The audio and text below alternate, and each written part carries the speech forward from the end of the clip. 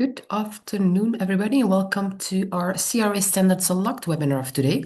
Today, we're having a deep dive session on the cybersecurity requirements for smart meter gateways. It's a part one because, contrary to what we previously communicated, it's a shortened session today, so there will be a part two, but that will be communicated later. That date will be communicated later on to you. So, if we can go to the next slide, I think there is a slide with my name. My name is Els, and I'll be moderating the webinar in the background. You will not hear me much, but I'll be listening in for the moment. You'll all muted during the presentation today, so you do not have the possibility to speak out loud, but you can use the Q&A panel of this Zoom webinar to submit your questions should you have any questions. The webinar has been recorded as well, so we will provide you with the recording and the presentations later on so that you can have a look or share the content with your colleagues that are interested in the topic.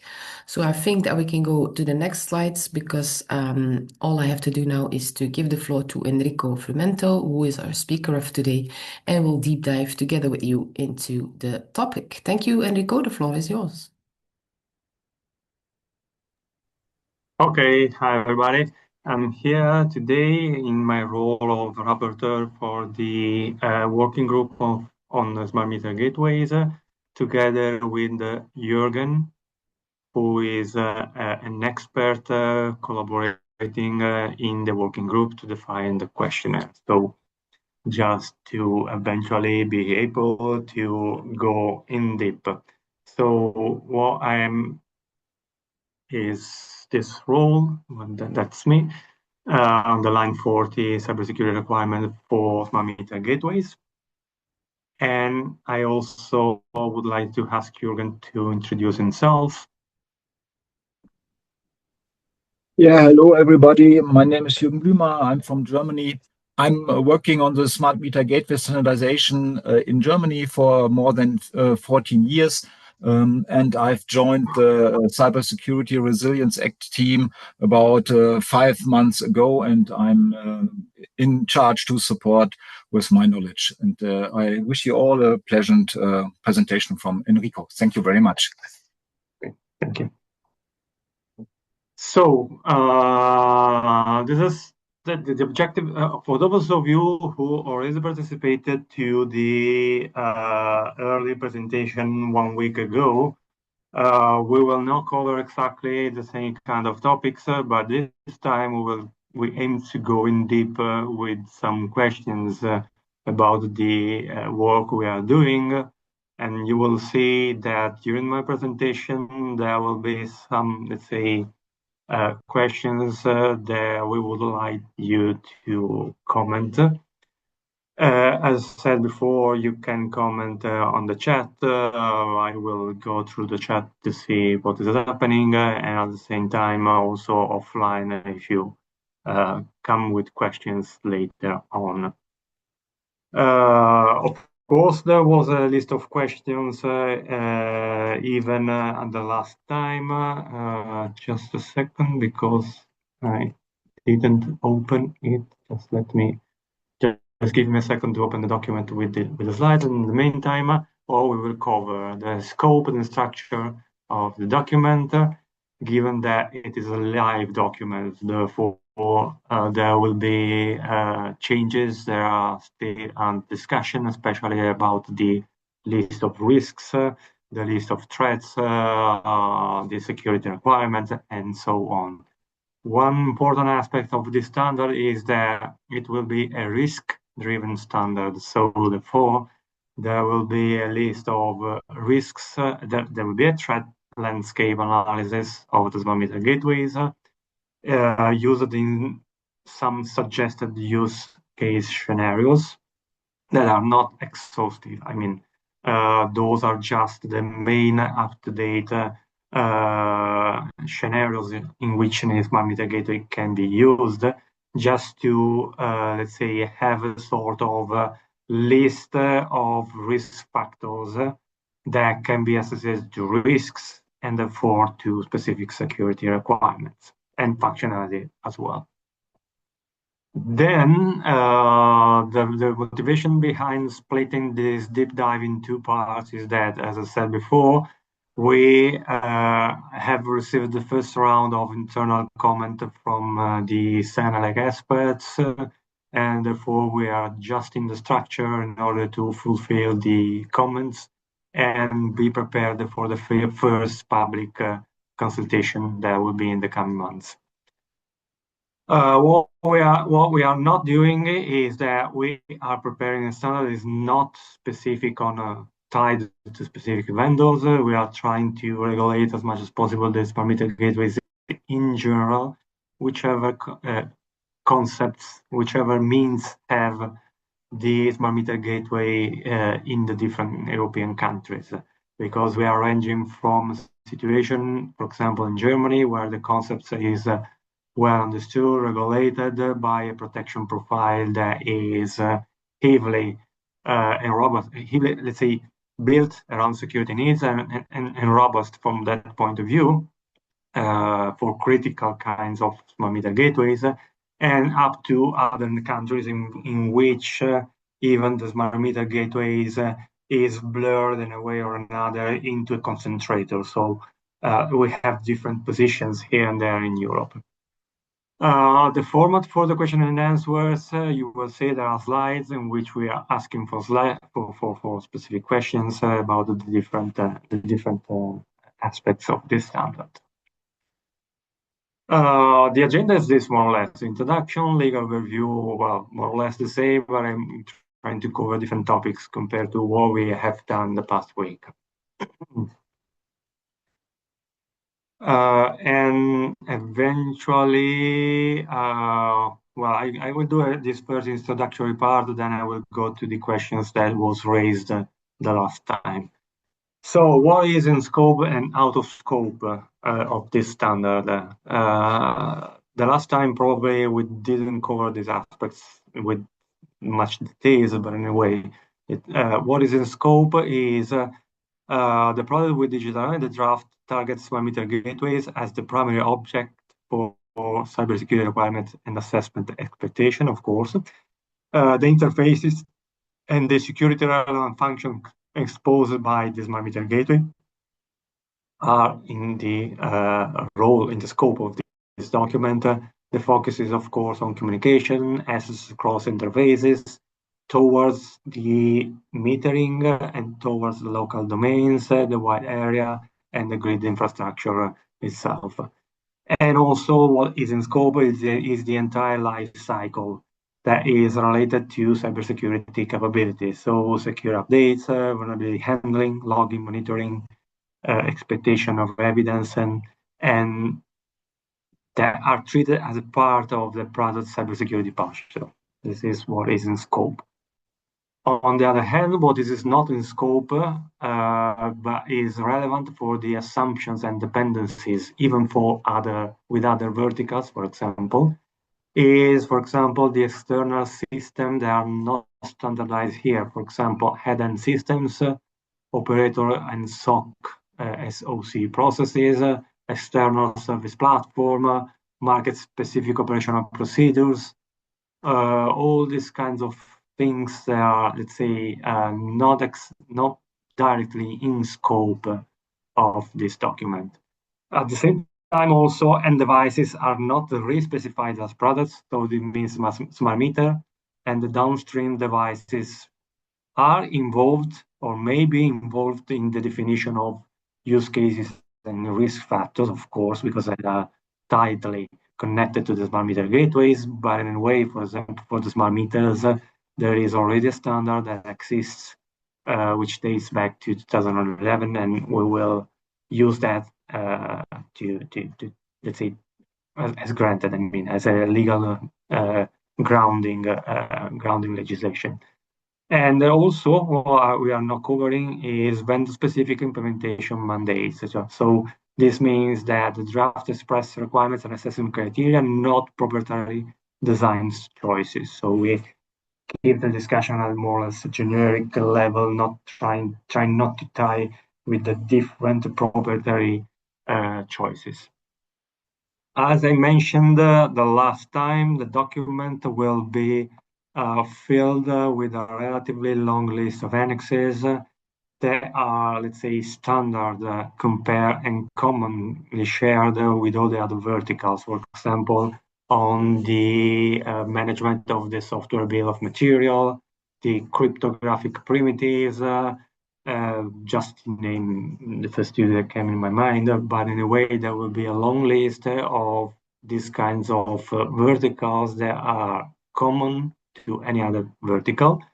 And what we will, let's say, have in the document is also a list of assumptions. So which parts of these verticals will be applicable as they are, or need eventually some additional comments to be applied in smart meter gateway world.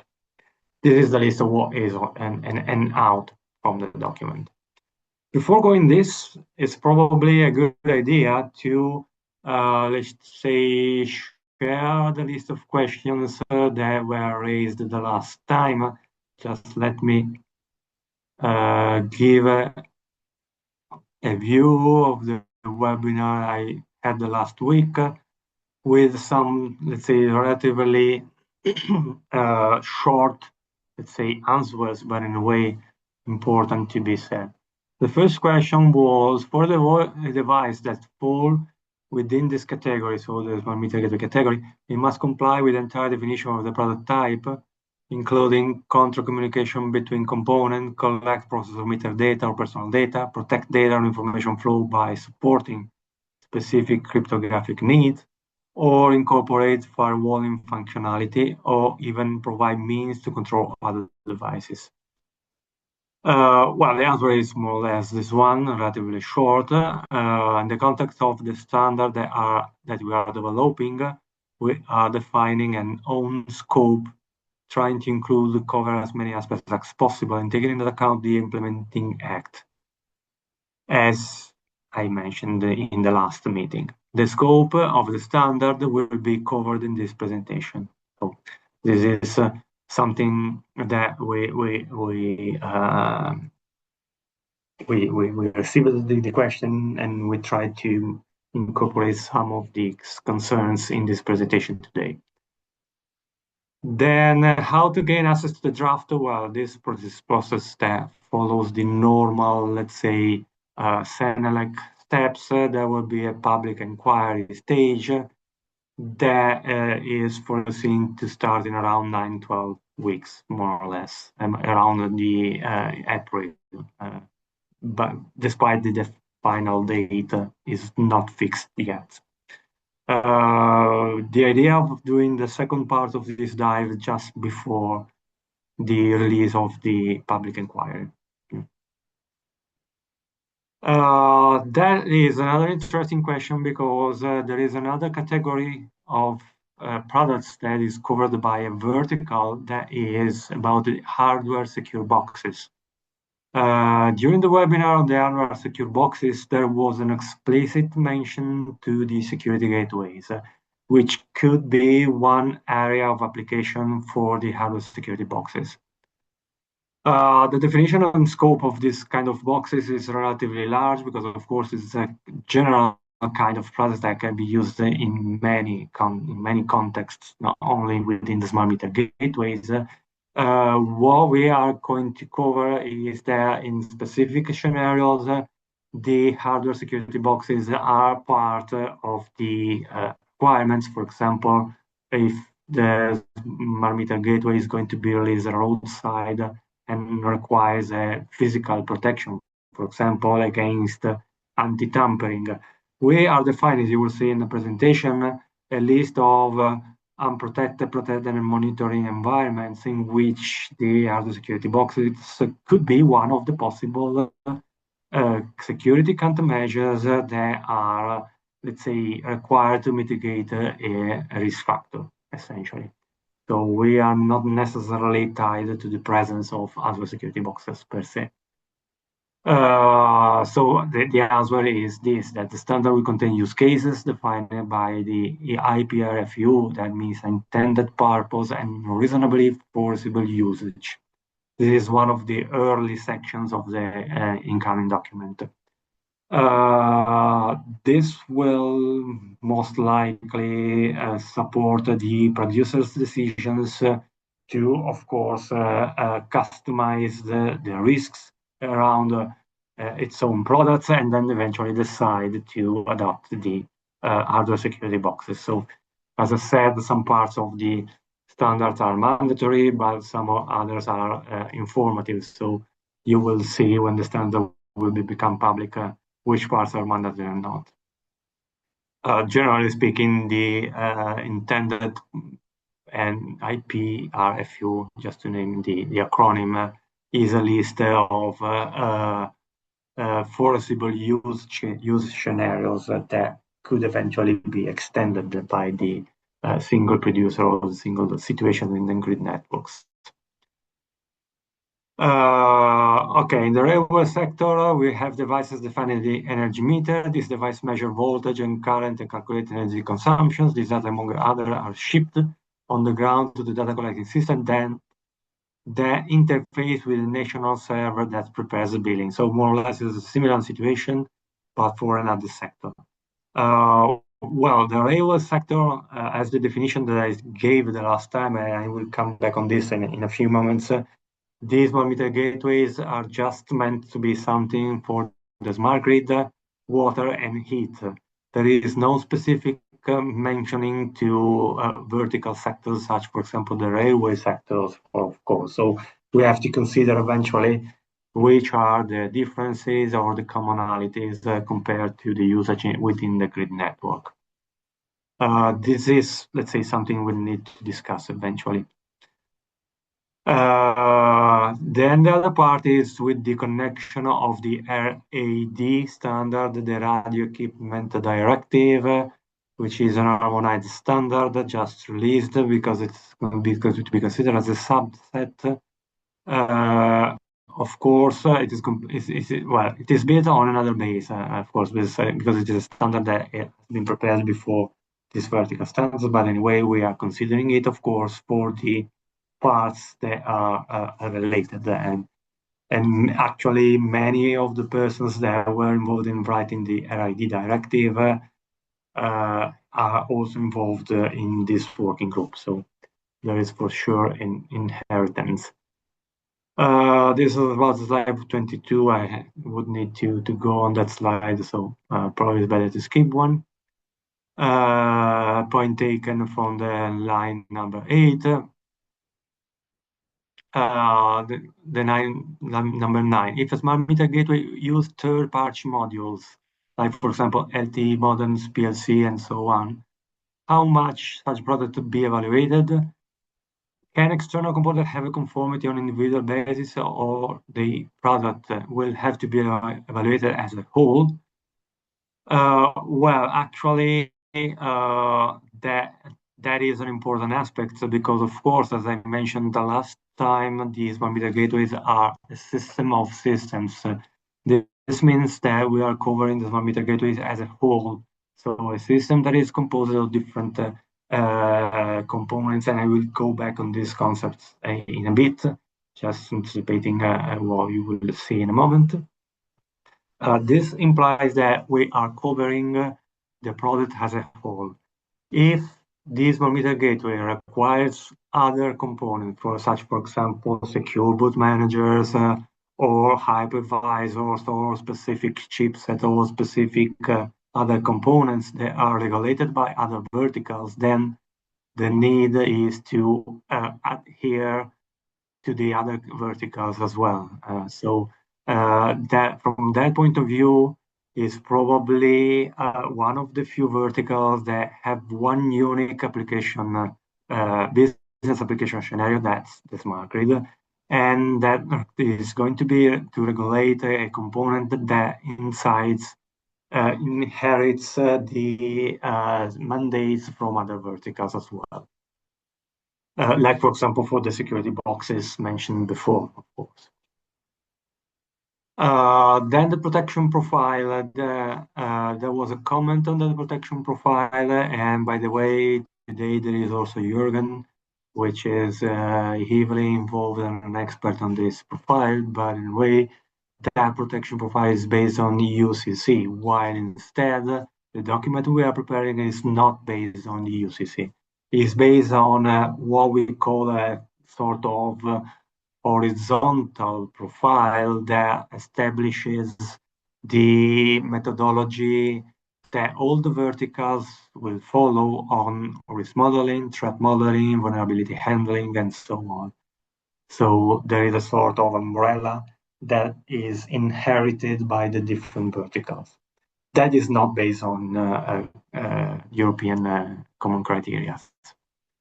So, but in a way, there will be an appendix that will be used to map the concepts of the protection profile on the mandates of the standards we are preparing. So it will be a sort of facilitator for those of you who have who are working in the general market. BSI-backed protection profile is also a national cybersecurity scheme. Well, of course, this will be, as I said, discussed better in the document itself. Then going back to the presentation before, just let me change the screen share and going back to the presentation.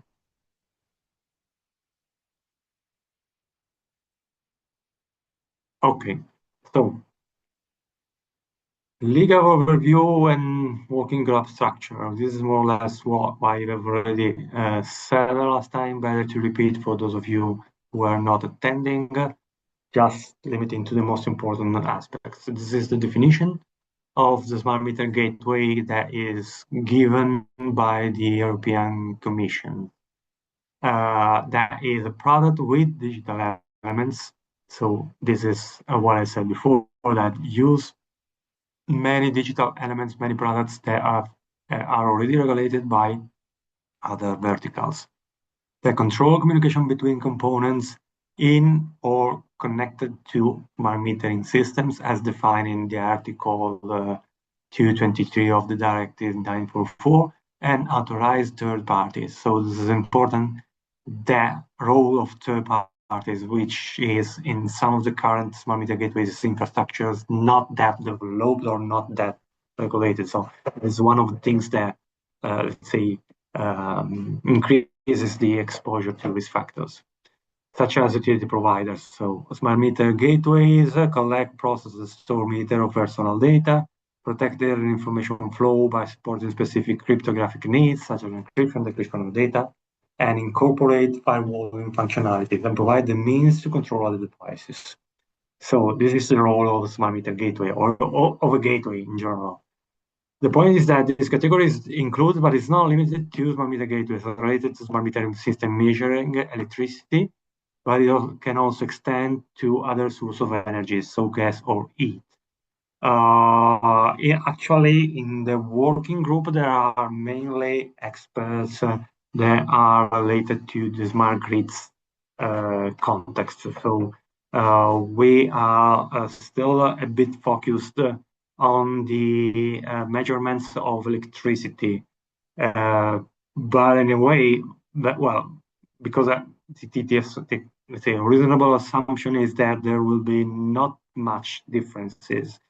Of course, what differs is the sort of implicit risk, because of course, these kinds of grid networks have different impact if they are going to be disrupted, for example, through a smart meter gate. So they have different level of criticality.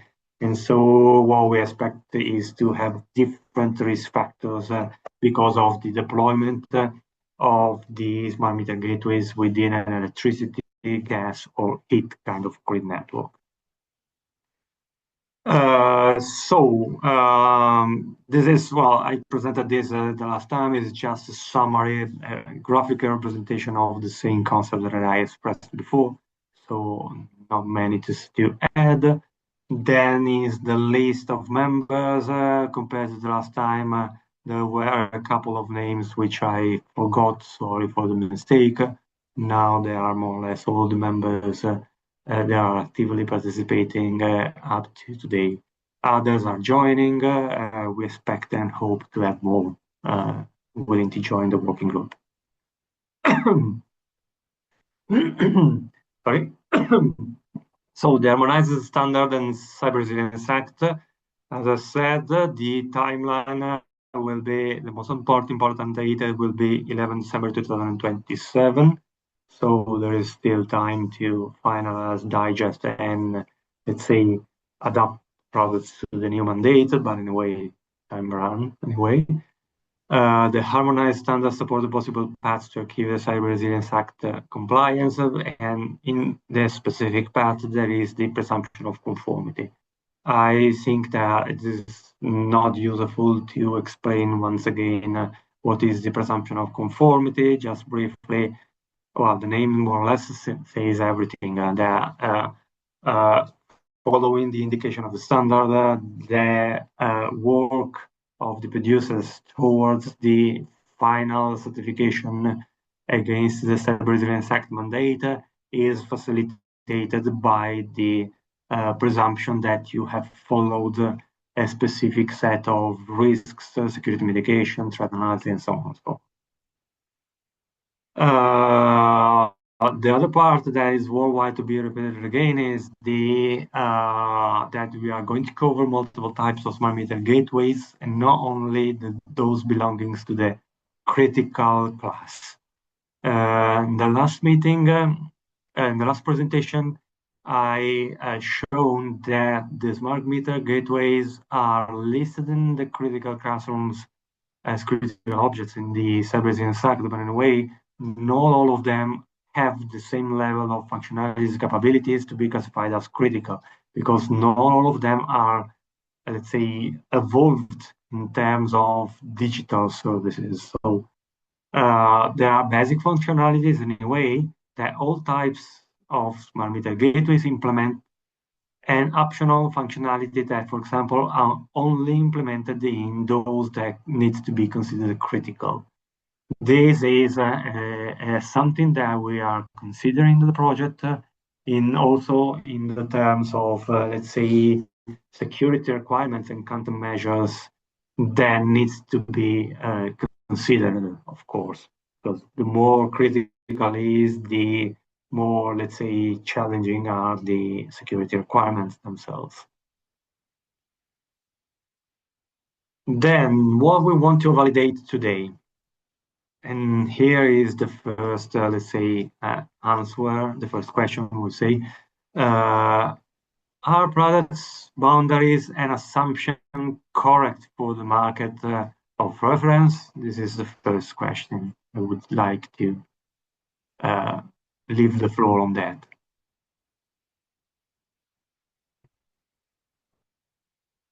Eventually, Jürgen, feel free to take the microphone and comment on these questions. Yeah? Yes, thank you very much. I hope I understand very well. I think this was also one of the first questions. What is a smart meter gateway? What are the boundaries of the smart meter gateways? And I think that is also a discussion that we are very deep investigating at the moment. And this is one of the core starting points that we have to tackle at the moment. And from this overview, what products we have to take into account, we can derive some more generic use cases, and then from that derive what kind of smart meter gateway specific risk factors have to be taken into account. That is a very complex work because we have a very diverse product field, and that is, I think, very different from other CRA teams.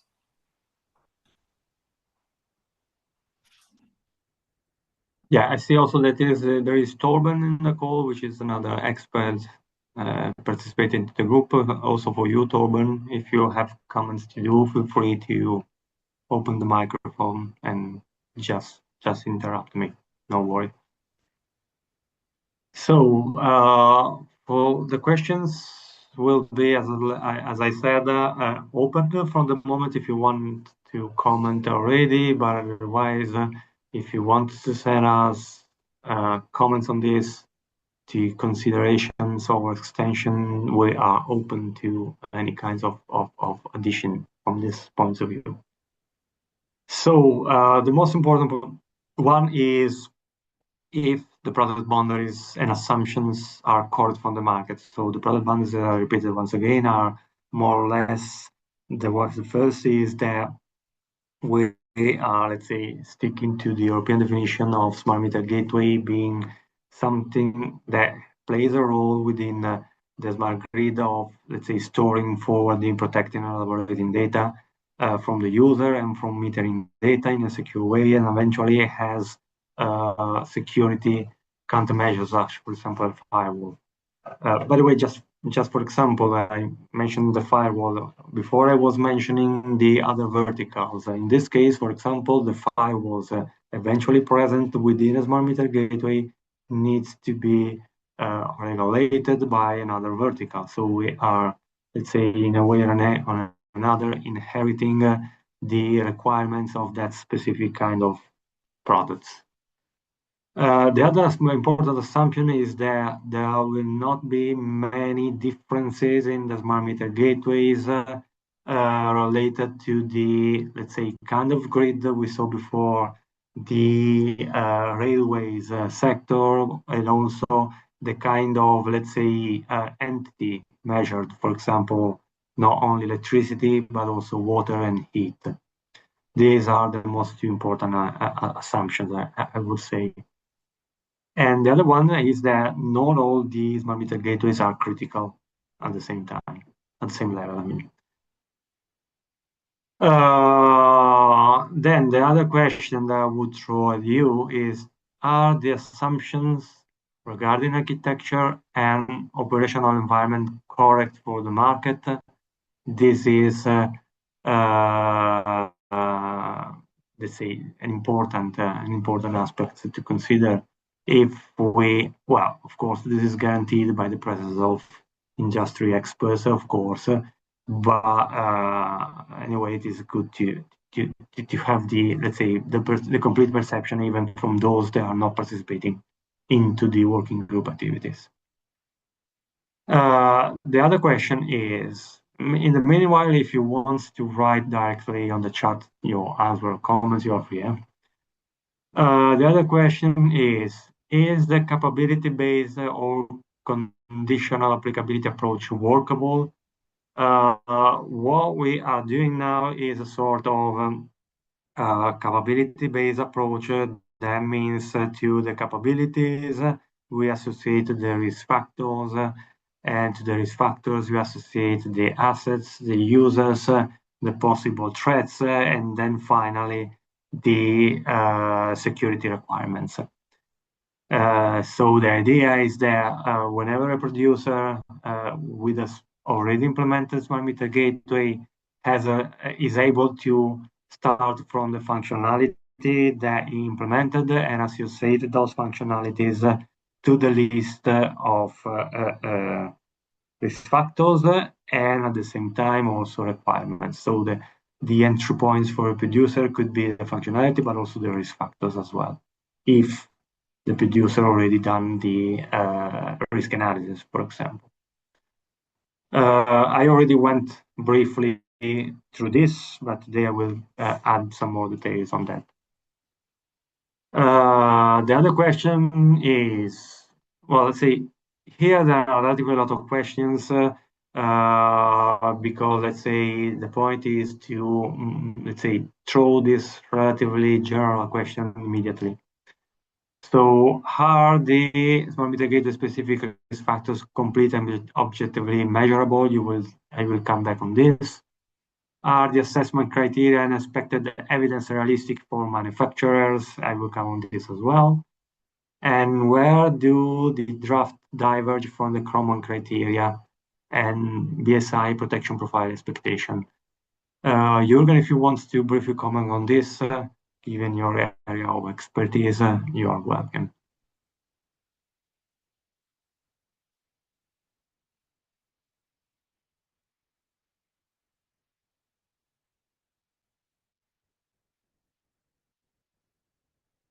Jürgen, if you are talking, you are muted.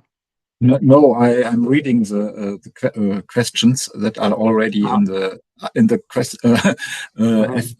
questions and answers section, because they are very interesting. They are all dealing with how to separate the products from, for example, from a smart meter, and what has to be secured by the smart meter gateway. Yes, definitely, we want to secure the communication. That is the most important issue we have to do, because the smart meter gateway is a communication device.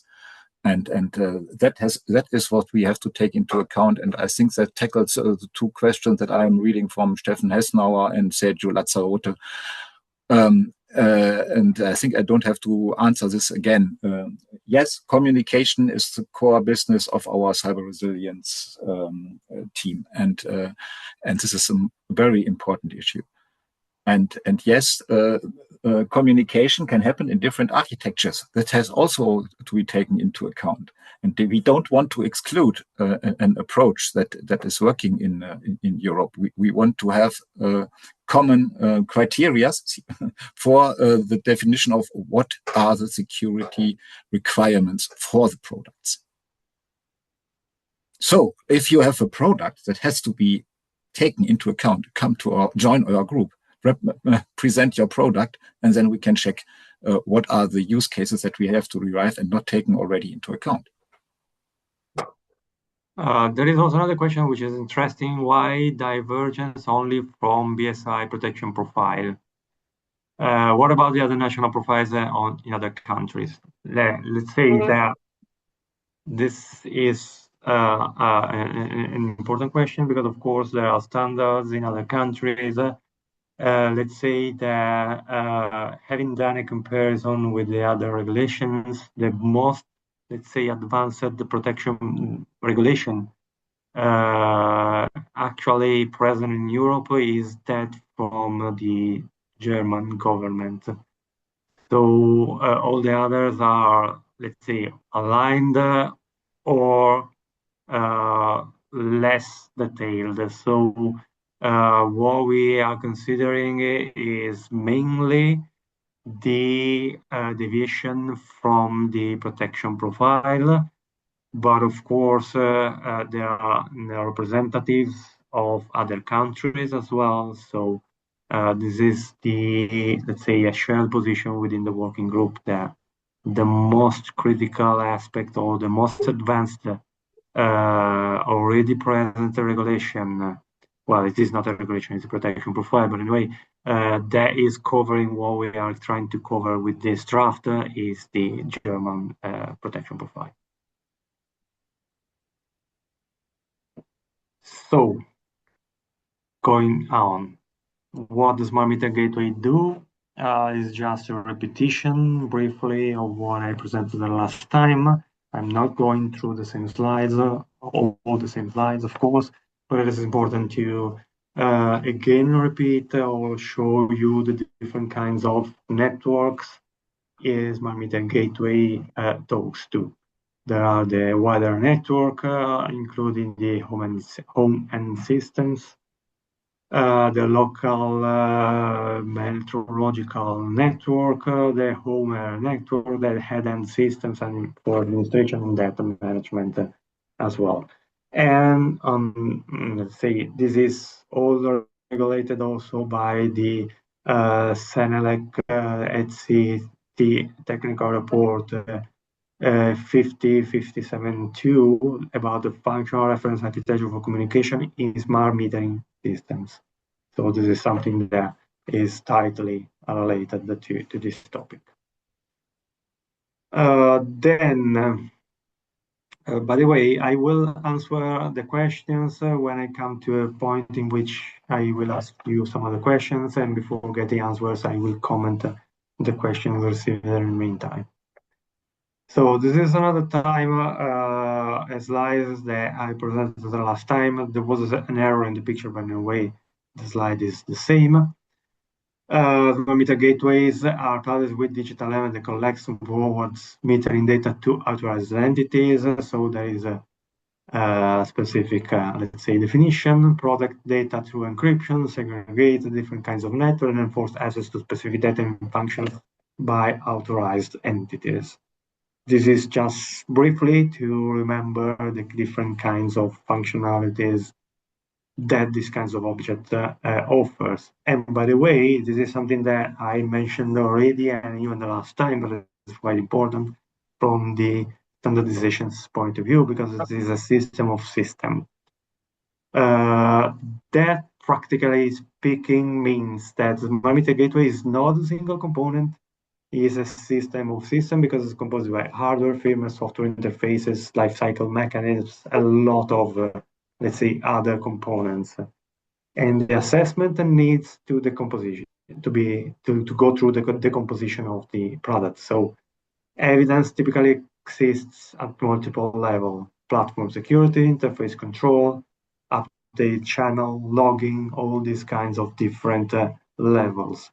And this is important because the requirement assessment criteria must be testable against the right layer and interface to avoid, let's say, mismatch with the other verticals. So this is why the smart meter gateway is relatively, let's say, I would say, different compared to the other verticals.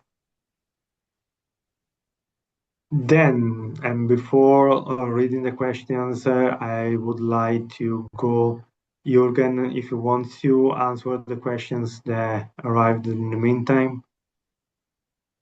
I would not at first have a look at this slide here because we have this because we would like to raise this question because this type of icon indicates that we would like to have a feedback from the audience, and I think this was also one question that Stefan Hessenauer has thrown into the chat. What are the functions of the smart meter gateway? So we are not defining functions. We are defining cybersecurity architecture or cyber security requirements. We don't define that data has to be stored on the smart meter gateway in a certain data model. That is not our task. If you design a smart meter gateway that stores data in a certain data model on the smart meter gateway, then you have data on this device, and you have to explain how you secure this data. And we will have a use case with a smart meter gateway storing data on the device. Then there have to be some security functions that secure this data on the device. So our approach is that we have a standard that is open to a diverse product world that copes with different approaches in different countries, and that makes our work very challenging. And you can see this is one of the questions that is thrown here into the discussion by the slide, and we need the feedback, I said it before, from you. What kind of products, challenges, requirements are important for you that should be taken into account? And that is very important, that our work can be focused on the real important use cases. Yeah. So the questions here would be, let's say, let me bring the screen back because I lost it. Okay, yeah. The principal mitigating capabilities are therefore metering, data collection, secure communication, authorized access, and so on. The optional capabilities that increase exposure are, from our point of view, data sharing to third parties, common reception, and device control, eventually remotely. And the applicability principle we consider is requirement that depends on the capabilities plus operational environment plus risk factors. Or, well, this written risk by other risk factors. So the discussion would be which capabilities should trigger advanced versus critical expectation. That is an important question to raise because, of course, as mentioned by Jürgen, the smart meter gateways could be considered in two different ways compared to the kinds of deployment and the collection, let's say, the amount of collection of kinds of functions offered by the smart meter gateways themselves. There is an interesting question, by the way, also because the question is smart meter gateway are not products but functions. For example, in electricity smart meter collecting water and gas meter, and gas meter data through logical smart meter gateway logical function called multi-utility gateways, and all data transmitted to the HES through the AMI channel. And that is already standardized, of course. The point is that we are, let's say, also defining which are the functions that define a smart meter gateway as a product. That is physically displayed on the grid network. So it is not only a function, but also components that offers and aggregates those kinds of functions.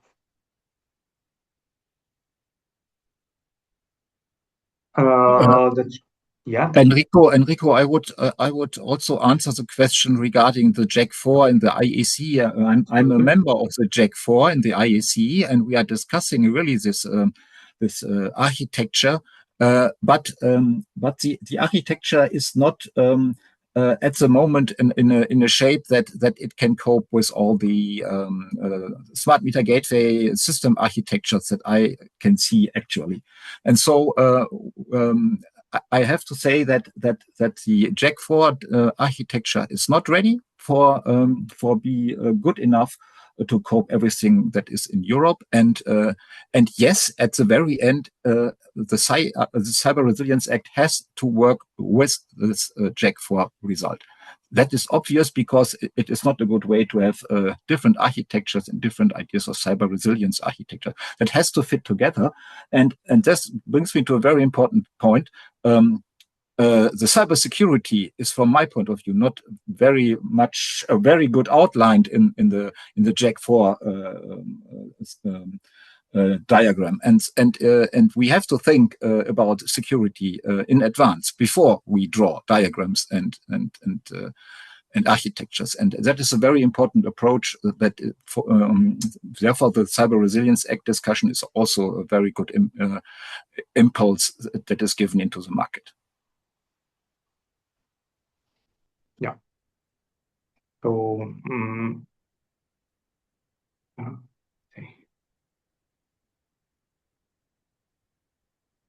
So the cybersecurity challenges, we already, let's say, went briefly in the other presentation on these kinds of challenges, but once again, is good to have again a little bit of walkthrough. What I added is the correlation with the well-known, if it is a not European standard, but in a way is the standard de facto for most of the cybersecurity activities, and I suppose the standard de facto for the risk and remediations and security requirements already adopted by several companies. So even if we are not mentioning an external standard that is not European, but in a way we adhere to the best practices of security anyway. So from the attack and ICS perspective, smart meter gateway may be targeted through techniques such as valid accounts, exploitation of remote services, modify parameters, modify control logic if the gateway supports control function, or given their cryptographic and firewalling roles, misconfiguration or weak key management may undermine the antitrust model of the metering ecosystem. Just to name and let's say classify the kind of generic risks, let's say categories we are considering. For sustainable system, the risk extends beyond the operational disruption. So manipulated smart meter data can distort energy optimization models, carbon accounting process, and the regulatory compliance reporting. So these are the kind of threats that or consequences to the kind of grid of of which the smart meter gateway is a component. Of course, as I mentioned before, the landscape of smart meter gateway is relatively heterogeneous, and it is composed by different products and architecture in the different member states. Even the kinds of digital services, or let's say kind of documentation that is collected by the different kind of meters, meter gateways, is heterogeneous. So the electricity market is not yet harmonized at that level in Europe. And therefore, this is why we are considering, let's say, we are not tying to a specific kind of smart meter gateways, but considering the concept of smart meter gateway in general and its role within the smart grid networks. So harmonized standards aim at providing a clear path to presumption of conformity for all these kinds of smart meter gateways in general across Europe.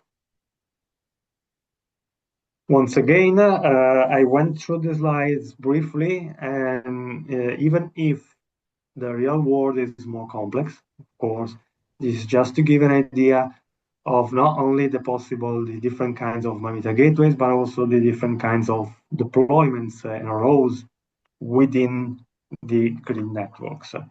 There are two, for example, kinds of network, and even a third one in which the gateway is not present at all. I mean, so we have quite heterogeneous combinations. The gateway type A and B differentiate because of their deployment within the smart grid. And so, for example, in both cases, A and B, they needs to be considered as critical objects anyway, because if they are going to be disrupted, then the grid network is heavily impacted.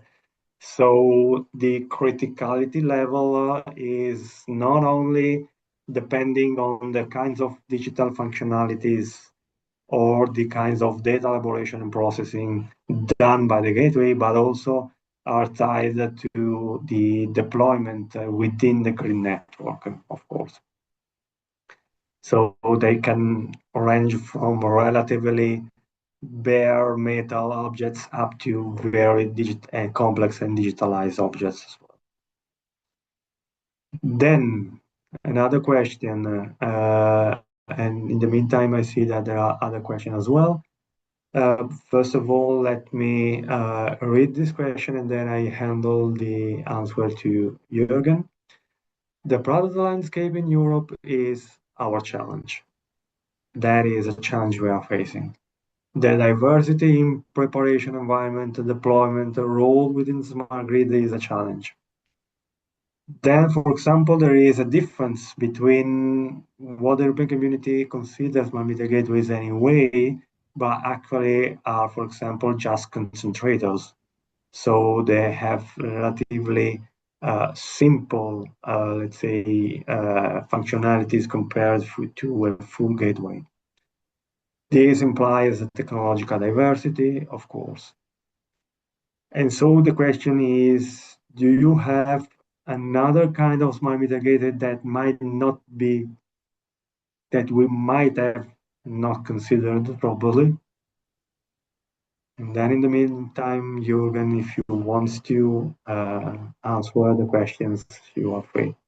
Yes, I can explain the questions a little more in detail. We have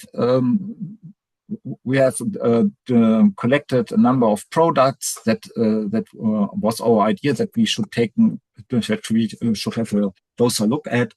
The diversity can be described that on the one hand, we have the German smart meter gateway with a deep grid integration, collecting grid data, forwarding control statements to the digital assets in a household. On the other side, we have a data concentrator that is just forwarding data from left to right. And the data can be unencrypted. The devices that are forwarding data to the data concentrator, they are not authorized against the device. And that is the span of devices we take into account right at the moment. And we have to make up our mind, for example, if this data concentrator that is just moving data, not something like a special router, or if it is really a smart meter gateway. And the one point that is also in the questions is there has to be a risk for the grid. That is obvious because the smart meter gateway is integrated somehow in the grid and has to protect the grid against attacks, especially the data that is communicated from meter or smart meter to a backend system. And this has to be taken into account. And this is what we describe here as technological diversities.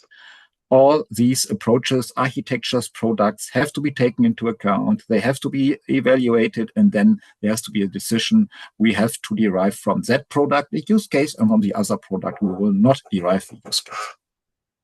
And the question is there a product, an approach that we have not taken into account?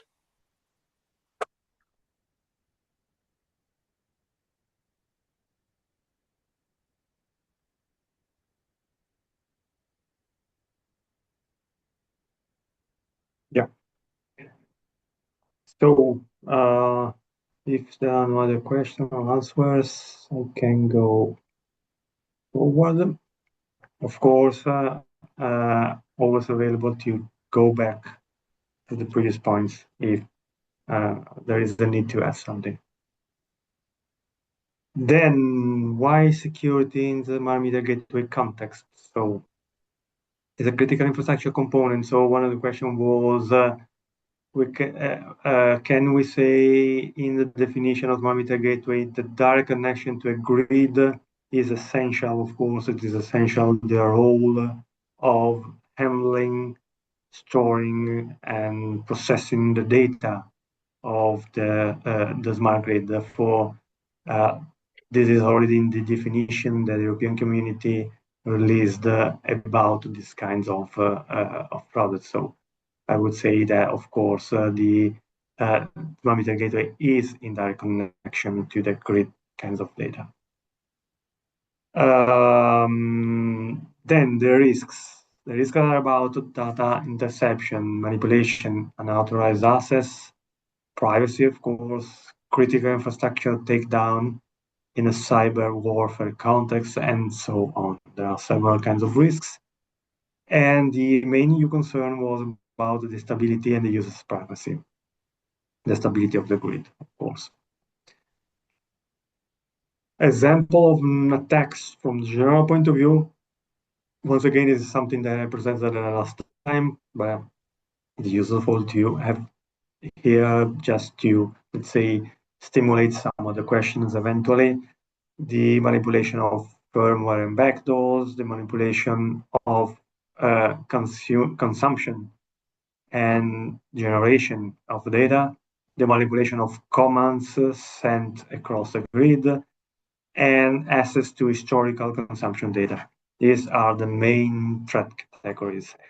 Of course, as you will see afterwards, there are many other threats, and we have done a sort of categorization of threats in the threat landscape that will be part of the document. Of course, the threat landscape is going to be an informative section because, of course, threats are continuously evolving. So that is an aspect to consider. So why security on these kinds of objects? I just tried to summarize everything. Security vary across Europe. Smart meter gateways aren't one size fits all. They are a patchwork of varied security capabilities shaped by different national requirements. For example, in Germany, there is the BSI protection profile that has mandate for rigorous EU common criteria certification for smart meter gateways. And actually, it is what it sets the high bar to be for the others. Elsewhere in Europe, we have different, let's say, level of security and the concept of critical. What is critical means more or less unclear. Yeah. This complexity, of course, raises the point to how to draw the line of what we are doing. That is related to the presumption of conformity, of course, and therefore our aim, once again, is to write a standard that covers all these types of smart meter gateways and possibly be future-proof. I mean that we are not going into the details of the single threats or trends or attack techniques and so on, because otherwise it would be too, let's say, volatile to be written on a standard. Yeah? And then about these topics, three questions for you. And a parking lot. That means the kinds of questions that we prefer not to touch today, let's say. So the first question is, which smart meter gateway assets do you consider the most critical to protect first? For example, metering data, cryptographic keys, tamper alarm, security events, whatever.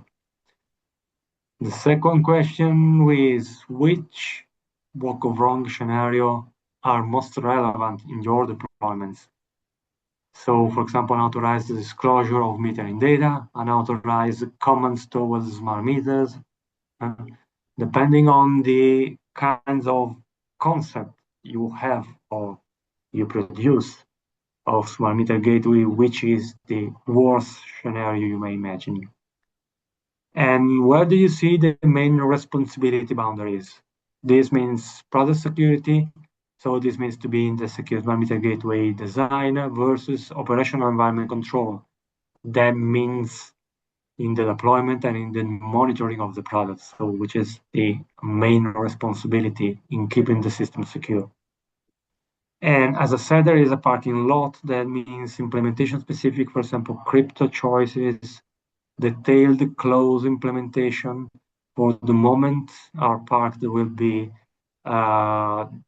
handled in the second part of this deep dive, especially also because the crypto choices is one of the so-called cross verticals that are going to be let's say define the different kinds of cryptographic systems that can be used in the different verticals that are going to be prepared for the European community. Jürgen, if you want to comment on this. Yes, again, the remark that we have to make up our mind what are the assets that have to be protected against an attacker. What is the threat that is arised by an attacker when he wants to have access to special assets? And the more details we get from the market, the better we can shape our document, and the better it fits to the needs of the different approaches in different countries. It's very important from our point of view that that we would like to have an approach that is open enough that different kind of devices fits to this approch. And the what can go wrong question is very important for us to derive the security requirements that are necessary to protect against the most threats that can attack grid where the smart meter gateway is introduced.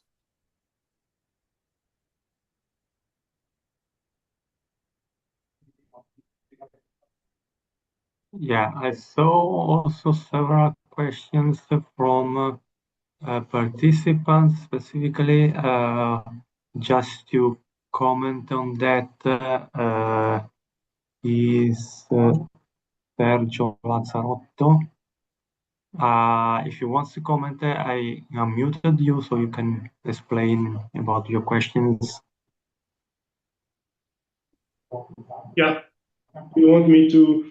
So basically, what I think here is that we need absolutely to align the cybersecurity to the existing legislative framework, to the existing standards which are deployed, and to the foreseen legislative framework amendments which are in the pipe, and with the ongoing standardization efforts that are undertaken into several technical committees. The cybersecurity, as I was mentioning at the beginning, have to be seen, have to be separated, and Jürgen, you already mentioned to it, between the data cybersecurity from the communication cybersecurity. Now, if we are focusing only on the data, which is what is metrology about, because the metrology is about data, you have to understand what is the cybersecurity applying as you are sharing data device to device. And here we speak about metrology data. And then you have to understand how you apply the cybersecurity when a device, a logical device, no matter into which physical device this logical device is, which have to basically exchange data with a head-end system through whatever type of communication channel. And clearly here, I think that what we are basically misunderstanding is how the current data flow of the metrology is happening. That is the first point. What are the prerequisites and what are the constraints that the existing legislative framework is putting on those metrology data? And then what people are going to do with the metrology data. As an example, if the data at the beginning, which are coming from a smart meter, which have to fulfill a certain number of compliance with a legislative framework, are received by a concentrator, and the data in the concentrator are completely anonymized, then at that point in time, the data which are used by anybody from the concentrator, nobody cares, because those data, being completely anonymized, they are getting out of the umbrella of the metrology relevance. And therefore, the cybersecurity applying to those data is not going to be the same as the metrology, as the cybersecurity, which applies to the data exchanged between the smart meter and the concentrator. So here we need exactly to understand what we are talking about, because otherwise we are putting everything in the same basket, and we might not address correctly the cyber risk on the data exchange and where the data exchange in the architecture from the smart meter up to the head-end system have to apply to. Enrico, I can answer directly. Or do you want to answer first, Enrico? No. Feel free to answer directly, of course. Yes. Yes. So I'm working for more than 14 years in Germany on the smart meter gateway. We have an end-to-end encryption for every data set that we transfer. This is the high bar Enrico is talking about. So we have a very good idea how we protect and anonymize and handle the data that is created on the meter, dot encrypted and assigned and forwarded to the backend system, so that even the end user is able to see that this data package is coming from this meter in in my basement. But that is not the question for the Cyber Resilience Act, because we have a solution in Germany that works from end to end. But as Enrico mentioned, we have to find the first step, the minimum security requirements that every system in Europe has to cope with. And this is not the German solution, where we have solved the problems you have addressed in your statement. We have to find cybersecurity requirements for all the systems that they are moving forward to a better security. And this is not very easy. And I also have to take into account that there are other solutions in other countries, and I have to learn a lot in the next weeks, and I have already learned a lot. And there are different approaches, and we have to make up our mind, leave the country ideas behind us, and say what is a common way we have to move forward in Europe. And this is very important. We have not one solution. That is a problem, and we have to cope with every solution so that they can move forward and enhance their cybersecurity. Yeah, yes, I agree. There are various solutions deployed, but all those solutions, they have to comply with existing legislative framework, and they are complying with the legislative framework. For instance, you have the MID, which is setting the bar to a certain level of requirement of metrology data. Then you have the GDPR, which is setting the bar of a certain number of constraints that applies to those data, because those data, they belongs to the consumer, and so forth. Therefore, all those requirements are not new. All those requirements are known, and there is currently a standard that is existing, which is the 62056 suites, which have different level of cybersecurity, which is mapped with SIM, which is as well securing a certain number of data to transport metrology data to head-end systems. And all those are existing. There are 150 million of smart meters deployed around Europe, and with different level of security, because there are different level of cybersecurity possibilities which are offered by those standards. So we should not reinvent the wheel here, I guess. No, but we have to assess the wheel if it is fit for the future. So that's what we are doing. Yeah, but then just to add, we are not starting from what is existing to understand what is existing, what it offers, and then to understand the delta, if there are any delta that needs to be fulfilled. Just a comment, and then we have to move forward.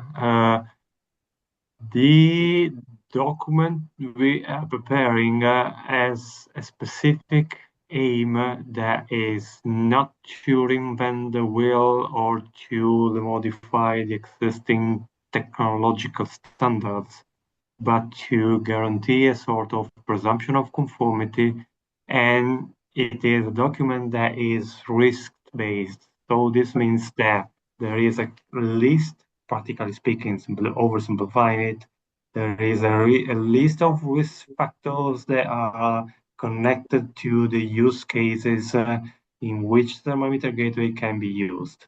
These risk factors are connected to actual risks and to general, let's say, security requirements. Some, if not eventually all of these requirements, can be covered already by technical standards, by technical specifications, and so on. And what we say in the document is that not only you have to consider the security requirements, but also to prove that you have properly considered with the state of art in terms of security or following a specific standard. That is part of the concrete certification process that is different from the presumption of conformity. Presumption of conformity is a sort of, let's say, I would call it facilitator to obtain the final conformity. Okay. So we are in a position that is a bit different compared to the other technical existing standards. And we are not overlapping them not denying and not substituting them with other, let's say, contradictory rules. Then I'm sorry, but I want to move to the other point because otherwise we will not have time to finish everything. So this vertical standard details. This is the structure, more or less, of our document. As I anticipated even the last time, there is a list of annexes. All of them are covering specific aspects that, let's say, have the same structure across all the verticals. Because one of the things the European Community was very clear is to facilitate the life of producers that can eventually have different kinds of products or, like in this case, needs to integrate different solutions that have already been regulated by other verticals. For example, the firewalls, the hypervisors, chipsets, the antiviruses, the operating systems, whichever kinds of component you may think of that could be inside the smart meter gateway. So the point was that all the verticals are integrated, more or less adapted to the same kinds of structure. And when possible, they have a shared list of annex that describes more or less the same kind of problems, all in the same way. For example, the life cycle management, the vulnerability handling, the cryptographic algorithm, the security targets, and so on. There are many. Of course, the most important annex is the last one that says something about the relationship between this European standard and the essential requirements of the cybersecurity sector. The other parts, and especially the most important, are the normative parts, clause number 5 and 6, are more or less the same across all the verticals. The most important is chapter 4, let's say, from the strategic point of view, I mean, how to use this standard. That is the description of the IPRFEU that I mentioned before. The product functions, they are described in a general way, so they are not tied to a specific national or producer implementation specifically, just function from the general point of view or from the business level, business modeling point of view, I would say. Yeah. The product architecture, again, general. The operational environment, the risk assessment framework that is going to be used. This is not something reinventing the wheel again. It's something that is one of the best in class, let's say, but it's also regulated in one other document that have been presented in the past months by Senelec and Etsy. The actors involved and the reasonably foreseeable use cases, not the use, but the use cases, and the content summary. Then there are the cybersecurity requirements and the vulnerability handling requirements. And as you will see, it is important that not only we have the requirements and the risks, but also the testing, the way how to test, validate, and provide the verification means for the tests. So it will contain a list of, let's say, evidences that needs to be provided to the Cyber Resilience Act certifying infrastructure to, let's say, I would say in this way, be quite secure that the process is straightforward, okay, to avoid surprises possible. And the idea is that if the presumption of conformity is guaranteed and is present thanks to this and all the other verticals, the process of certification is much easier from this point of view. Then just going a little deeper, then there will be other question slots. How to read this draft body versus annexes versus what is normative or informative. The reading map, well, of the draft is there is the main body which contains requirements plus assessment orientation. Use the main clauses to understand what is required, when it applies, and how conformity can be assessed. That means assessment criteria and supporting evidences. This is the main body, the clause number 4, I would say. Well, even the clause number 5 and 6. Then the annexes is structural context and traceability. For example, there are contextual annexes, there are assets, function, threat landscape to support a consistent interpretation of the smart meter gateway.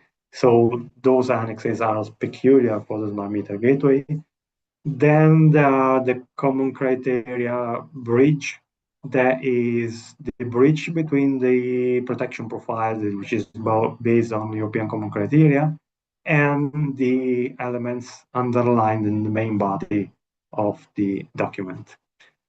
Then there are all the other annexes that I mentioned before, and most important, the Annex ZA, which is mapping the Cybersecurity Act essentials requirements to support the presumption of conformity.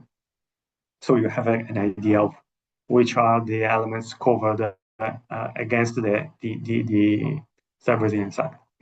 Then, of course, there are two parts in the document. One which is normative, that drives the conformity, that is composed of requirement plus any normative annex as defined by the draft structure, and the informative part, which drives this shared understanding of the concepts, the strategic role, or the usage of the document. So that means assets, functions, they are informative. This means that the threats, function, assets, and risk factors could be different, of course. But the point on how to handle that is in the normative part remains the same. Okay. This includes also aids to map and interpret and justify and apply the requirements consistently.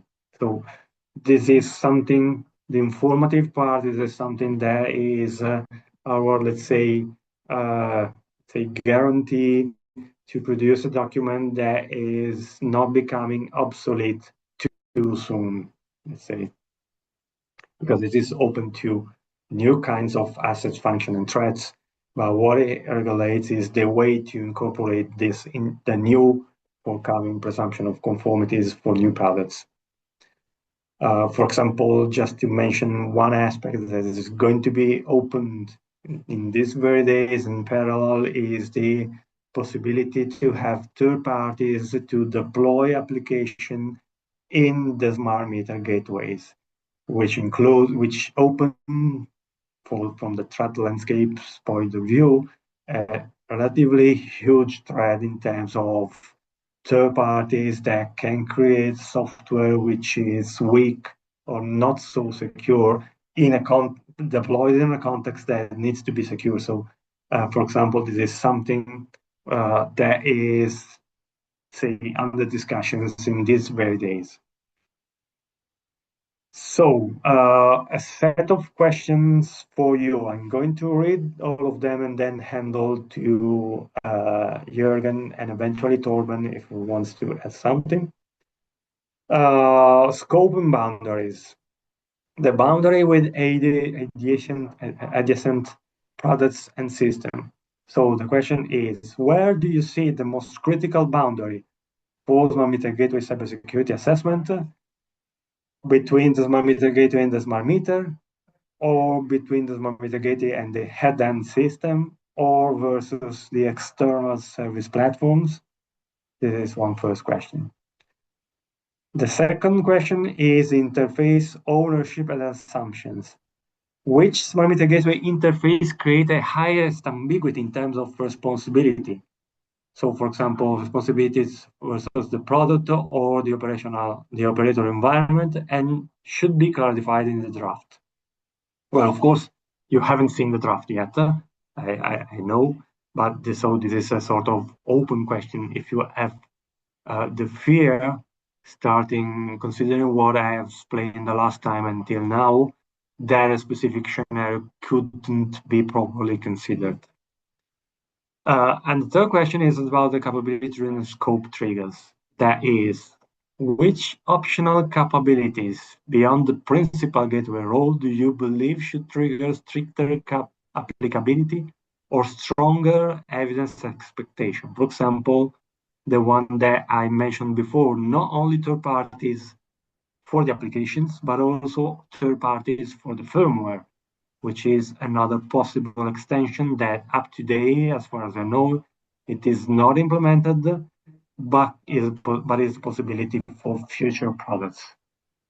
And then Jürgen, if you want to comment on this, or if someone wants to, also if someone wants to do a comment, raise your hand. I will handle the microphone. So I would start, Enrico, with one point that I have in mind is the boundary of the product that is under the scope of our team. And in fact, for example, the gateway administrator is not in focus.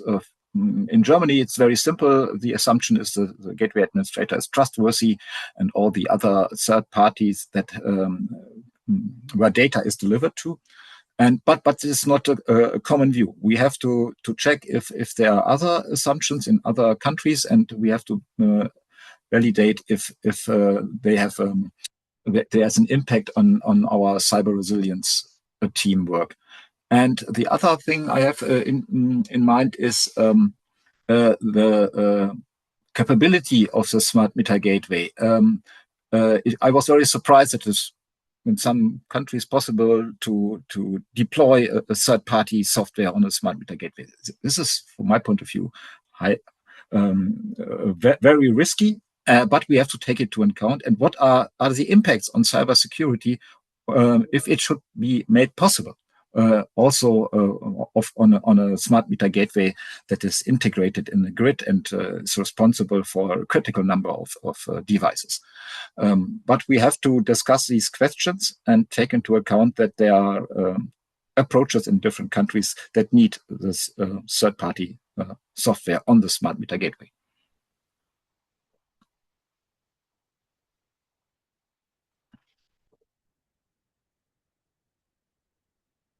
Yeah, Josef Frühauf mentioned that the smart meter gateway is a kind of closed system with a head-end system. Yes, we have a single operator. I agree. We need a single operator called the Smart Meter Gateway Administrator. Correct.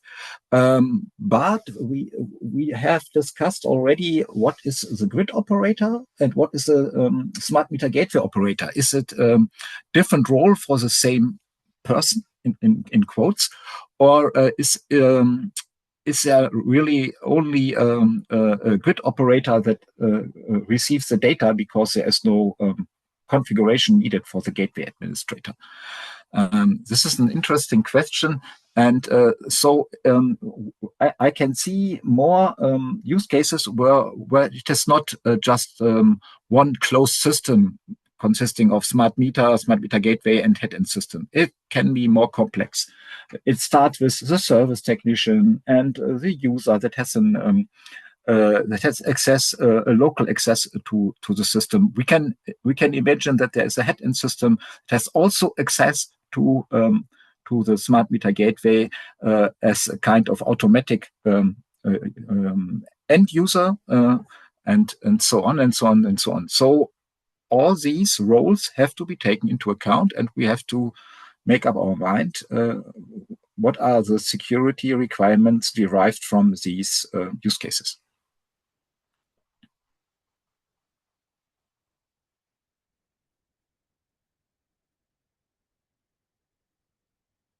Yes, and high secure data can only be transferred across high secure APIs, for sure.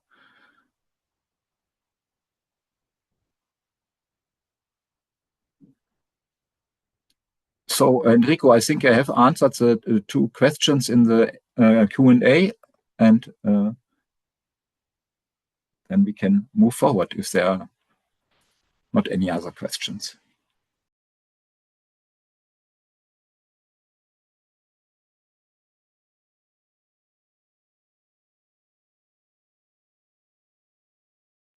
You are muted. You are muted, Enrico. Sorry. I said again, normative You're and welcome. non-normative. Thank you. I sometimes forget the microphone. So, normative and non-normative references. As I said the last time as well, the most important legislative parts are these. There is the smart metering system standard, which dates back to 2011. That's the most, let's say, the nearest kind of standard we have for this kind of products, which is just a logical layer below the smart meter gateway. Then we have the new documents, which are those I mentioned before, the horizontal standards. They are called JTC 3089, 90, and 91. There are 3 documents in different stages of release from the ETSI and SENELEC joint effort on this. Are about the principle for cyber resilience, the vulnerability handling, and the generic cybersecurity requirements. These are documents let's say, documenting the process of performing these kinds of operations. So mainly cyber risk, vulnerability handling, and cybersecurity requirements. They are, let's say, the ground truth for our documents and for all the other verticals as well. And then there are the other kinds of, let's say, legislation or protection profiles. There is the German one, which is backed by the BSI, and several national cybersecurity certification schemes. For example, the one used in France, which are based on different assumptions, different wording, and so on. So, why we explicitly adopted an annex for the BSI only, because I mentioned before there will be an annex to map the concept of our vertical to the concepts of the protection profile, German protection profile. This was requested especially by the German representatives within the working group. Because essentially the protection profile is based on another logic that is on the European common criteria. So it is something different, while the horizontal standards and the verticals are not built on top of the European common criteria. So that is the main motivation. Then the architecture and main possible functions. So the assessment will consider if the capability is present in an smart meter gateway or not. That the implementation can be in a hardware, firmware, application layer, or a mix. And the role of the operational environment. So these are the, let's say, things we are going to consider within the possible architecture. Then we have 3 types of environment. I already mentioned them in the last meeting, but it is worthwhile to repeat them again because I'm going to ask you something about this. We foresee 3 types of environments. Uncontrolled environments, that means physical access cannot be reliably restricted to authorized person. For example, in scenarios, for example, in unattended outdoor or roadside cabinets, for example. Or the controlled environments installed in a non-public closed facility with restricted access, for example, basic physical protection. For example, secured substation buildings. Or the last one is the monitored environment. That means publicly accessible location with concealing, casing, and manipulation detection. For example, in this case, we can say let's say have the need of having a hardware secure box, for example, to protect the device. So strict distribution cabinet with tamper detection, publicly accessible meter enclosure, or things like this. And the question that comes from this is, which or what evidence is expected in each case? For example, remote management allowed only with additional controls and monitoring, or stronger logging and tamper evidences expectation in monitored environments. And moreover, are these categories sufficient for real deployments? These are some of the questions we would like to get a comment from you. Jürgen, if you want to comment in the meantime. Yes, we have found out during the discussion that especially the operational environment is one of the main risk factor that levels the risk for the product, and it was we have discussed this very frequently, that there is an impact how the device itself is protected, or how the access to the device is regulated. And you can imagine that the security of the interfaces, the physical interfaces, is one of a measure that can be taken into account to make a product more secure. And in fact, if it is a closed cabinet, then the risk is not that high compared to an open installation of the product.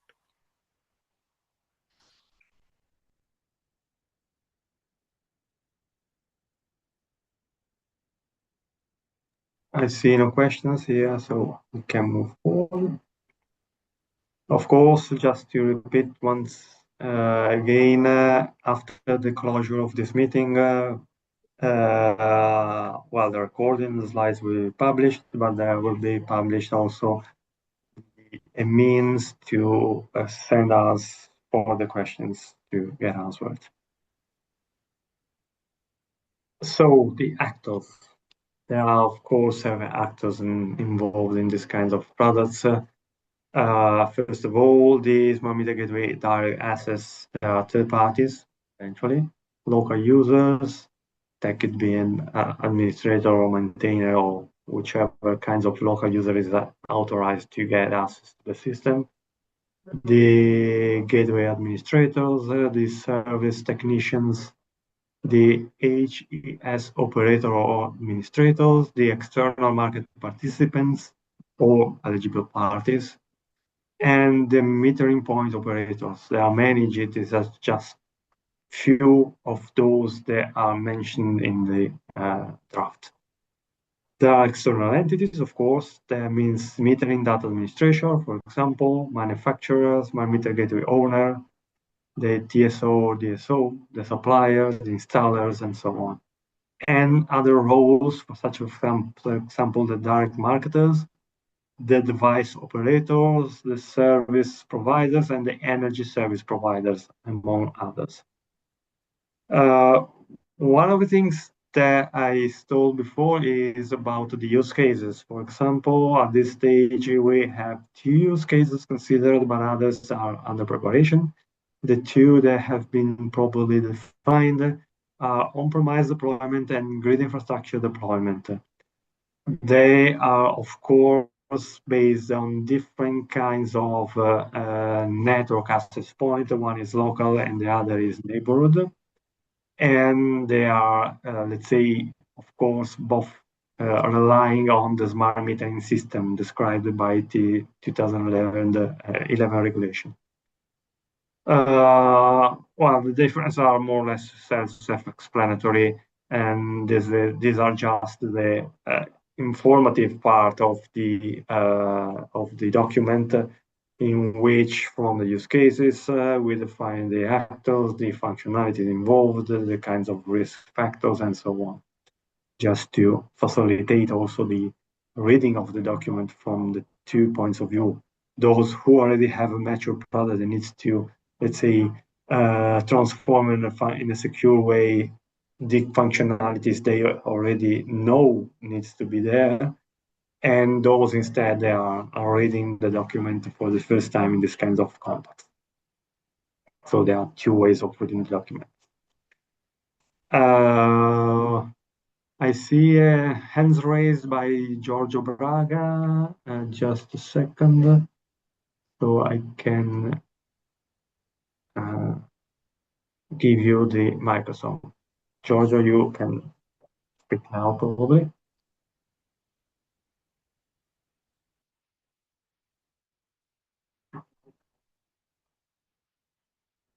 Giorgio, you can speak if you want. We are not hearing you.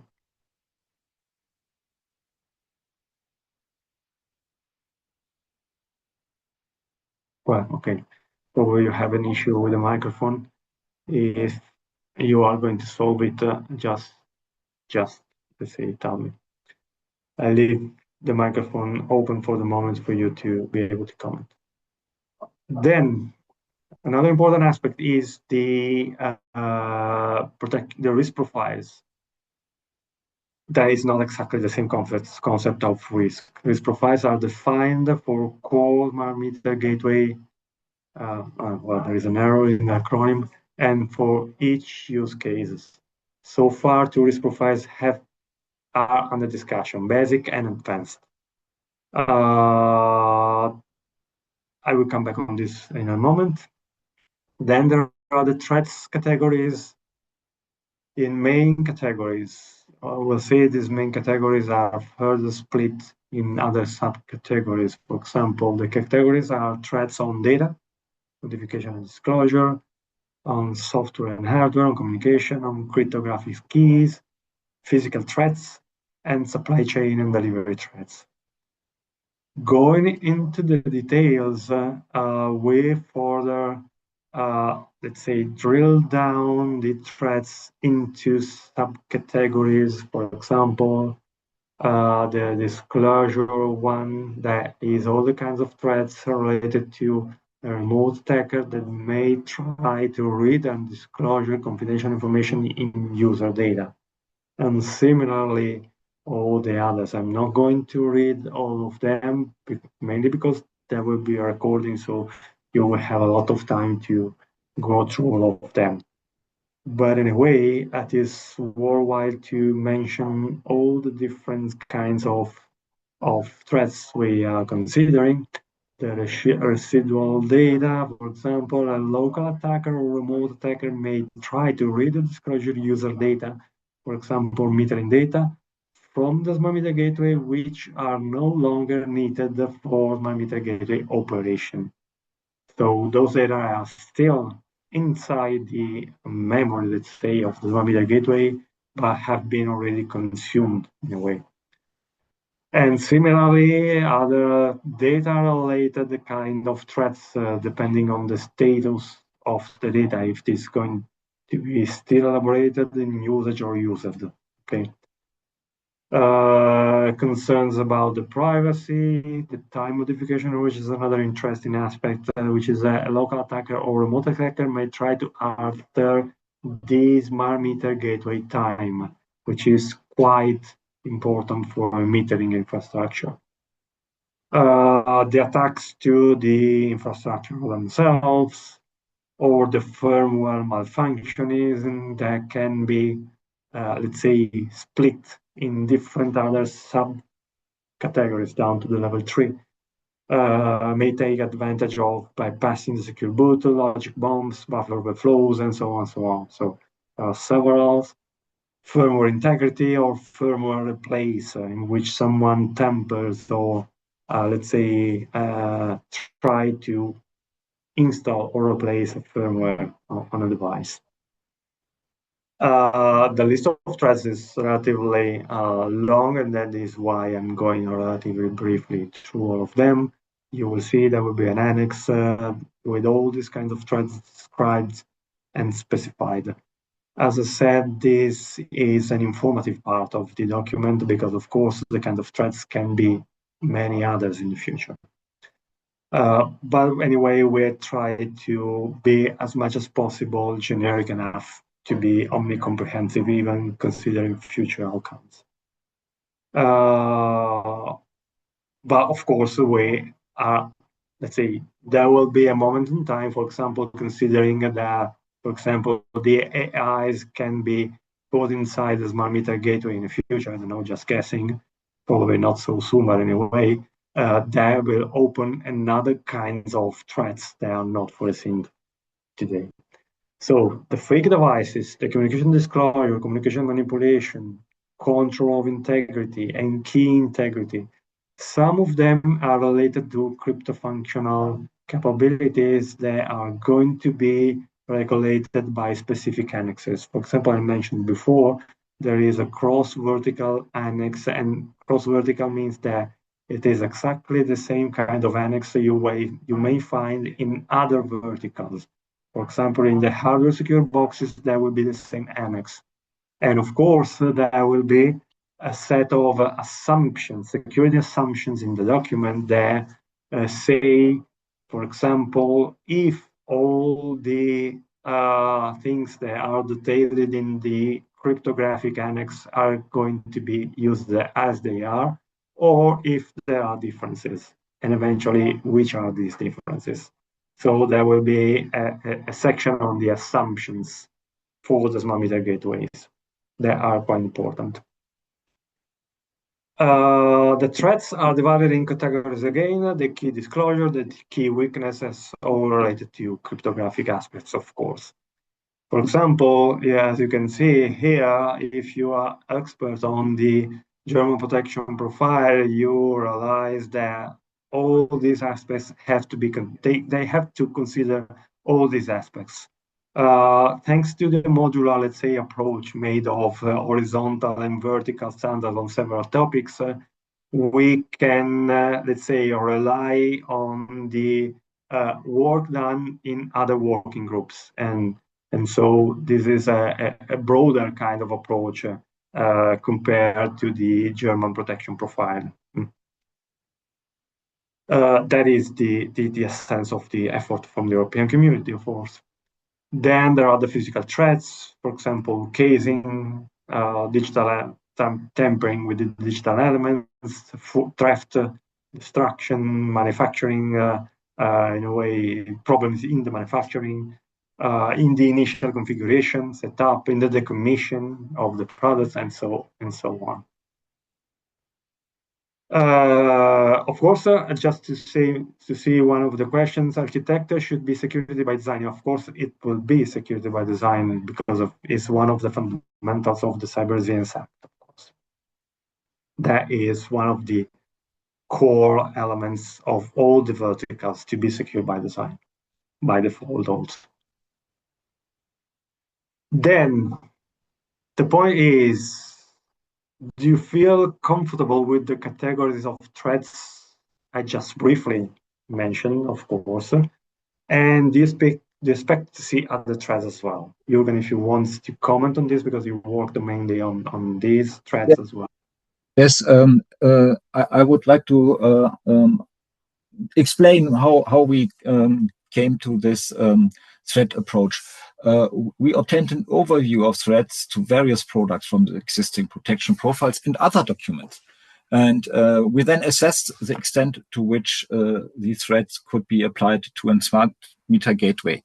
And what Enrico already mentioned is, so we took a look into the results of other working groups working on the CRA, and this was very helpful, so that we are not focused on one product, on one approach, in one country. That is not what we are doing in the Cyber Resilience Act team. So we aligned what we can see, what kind of teams have worked on a threat approach, and the hardware with security box was a very good starting point.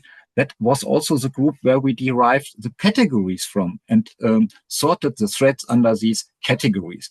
So again, I would open the discussion always to not to look in one country because we are not developing a solution for one country. We have to have something that is more diverse. And that is the challenge also here with the threats. We have to take into account that there are different approaches in different countries, and the threats have to be derived from their approaches, and they are not applicable in the same way from one country to the other. The threats are always there, but the products that have been designed are answers to these threats and have already security functions. And so we can explain why a product in France has answered their security challenges in this way. If we take into account the threats that the experts in France have taken into account. And to Sergio Lazzarotta, I can say, Enrico, I think we have the threat life cycle transition, something like that. That the gateway is moving from one point in the life cycle to another, something like that. I think this would cope with Sergio Lazzarotta, that he has said is also the decommissioning and commissioning. The commission failure, for example, is one of the threats listed here, and of course also the initial configuration that is about the commissioning. I have a comment to that. Sorry. I understand the comment or the question a bit different from Sergio.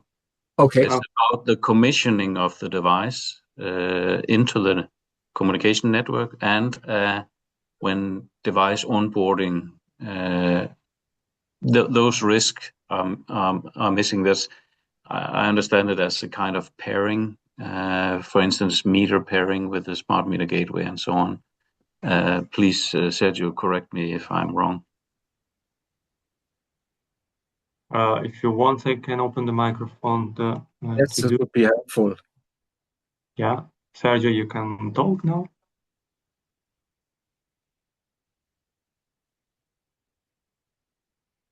Oh, sorry, guys. Okay, sorry. I guess now you can hear me. Yes, exactly. The device commissioning is to commission the device when you are onboarding it into the communication network. And here there are various ways of doing it depending on which communication you have. The device onboarding is something different, which is related to onboard the device into the application, where you have to fulfill a certain number of prerequisites. And then third, referring to what Jürgen was mentioning, which is the product life cycle. Here we are touching as an example the firmware upgrade, which in particular, if you are pre-processing into the smart meter gateway metrology data and you are upgrading the firmware, you have as well here to make sure that the firmware upgrade is cybersecure.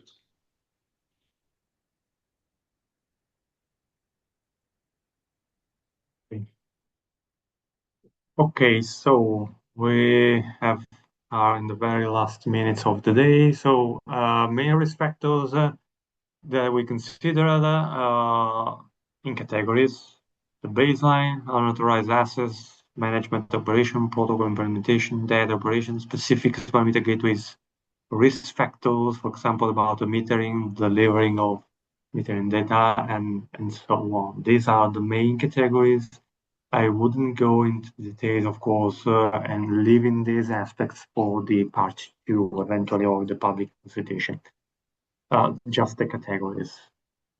Generally speaking, it is important to differentiate what we have done in the document that is risk factors driven. So there is a difference between a risk factor and a risk. The risk is what can go wrong. The risk factor is why or because of what it can go wrong. So the difference is, for example, the risk is unauthorized disclosure of metering data from the smart meter gateway. That is a risk. The risk factor instead is a characteristic or a condition that increases the likelihood or the impact of that risk. For example, the smart meter gateway transmits metering data to a third party. That is a functionality, but also connected to that functionality there is the risk factor.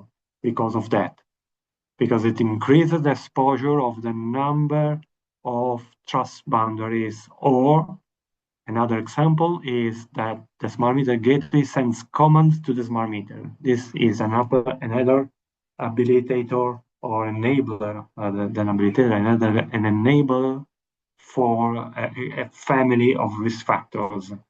So this is what I mean when I say that we are producing a document that is risk factor driven. Okay. By the way, it is the same with the other verticals as well. The requirements, therefore, they are falling out from the risk factors are different kinds of categories. Secure by design, of course, is the first one. No known exploitable vulnerabilities, secure by default. But I went already through all of them in the past meeting, so I'm not reading all of them. But an important part is that in each of these sections, you will find applicability, the correlated requirements, that is the content of the related requirements, the assessment criteria. So that means activities that need to be performed by the producer to be sure to fulfill the requirement. The verdicts, that means the kinds of, let's say, answers from the activities you expect to have, and the supporting evidences that needs to be produced for the presumption of conformity, and then the final certification. There will be a long session on these kind of things. So the question for you is, do you see other risk factors and requirements to be included or removed? That is an open question, I would say, because of course I only presented the categories, and then eventually when there will be the public consultation, we will be able to go into the details of each of these factors. Then I don't know if you want Jürgen to add something. Otherwise, I see also an hand raised by Kaliappan. Sorry for the pronunciation. No comment from my side. Okay. Kaliappan, do you want to say something? You are unmuted now.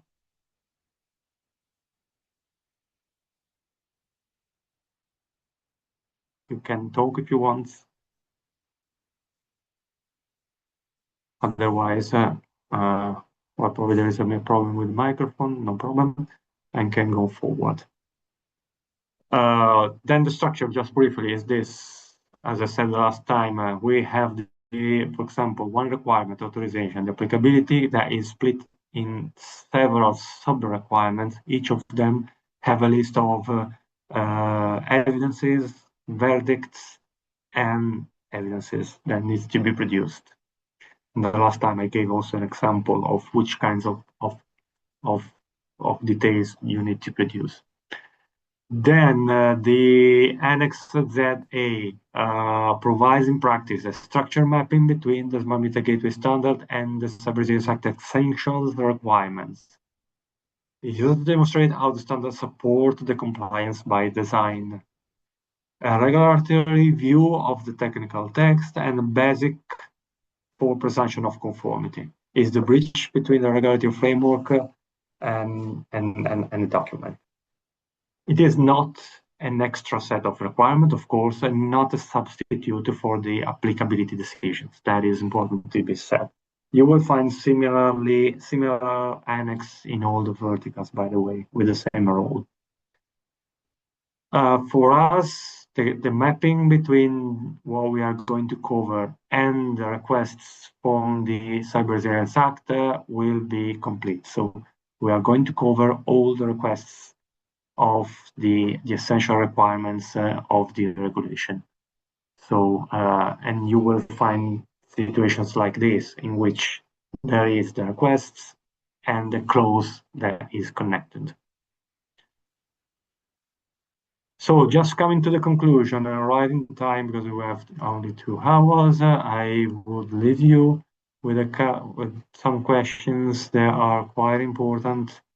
First of all, are you planning to use the standards in a way or another? Because of course it is just a matter of presumption of conformity, so it is not mandatory, because you can eventually go to apply for the cybersecurity factor compliancy even without the presumption of conformity. Yeah, that is important. Then, after thinking twice to all the information we gave you, is your device type covered? Because as you can see, as I said before, there is an heterogeneous landscape, so we might not have covered all the possible devices. For example, there was a question I said at the beginning on the railway sector that may have differences which we didn't consider. So what do you find helpful in this presentation? It is mostly to be answered for the later questionnaire. And do you have any suggestion and concern linked to the scope of the standard of these standards? Those are questions that I leave for the following answer. Then what's next? The presentation will be uploaded for the consultation, and it is going to be recorded. Also, it is recorded. There will be a deep dive session part 2 planned before the first public inquiry, and with the experts, experts from the working group joining. So there will be an occasion to go in deeper into everything what that is going to be in the document. And of course, there is always an open call for experts to join the working group. And this is more or less everything from my side. I see an answer raised from Lucia. Please, Lucia, feel free. Thank you, Enrico. If we go back to the previous slide, please. Yes. Yes, so here it is important. I'm not sure if everyone is aware of the different steps that we always take in standardization. Maybe you are. Every standard, not only these standards, go under a public inquiry, and the drafts can be made available. This is why we are waiting a little bit with the part 2 of the presentation so that you will have then a full access to the draft to review it. And as of today, we can't share the drafts because of copyrights issues and different rules internal that we have. And that's why we try to present you everything with slides. But in the future, there will be the possibility during the public inquiry. The public inquiry, it is expected to be open not earlier than the beginning of April or mid-April. So this is something that you can monitor, and then we will organize the part 2 of the deep dive so that it's in good coordination with opening the public inquiry. Thank you, Enrico. You're welcome. And with this, we covered the 2 hours, so I think that we are out of time. If you want, Jürgen, to comment a bit on the questions that are, if we have time, otherwise, well, no, we are over by 3 minutes, so. I will leave here in the chat for everyone a link to a poll, and then we will also share it with you with the material. So feel free to already give us your responses, and don't hesitate as well to give us your feedback on the session today. Thank you very much, everyone. Thank you, everybody. Have a good day. Thank you. Goodbye.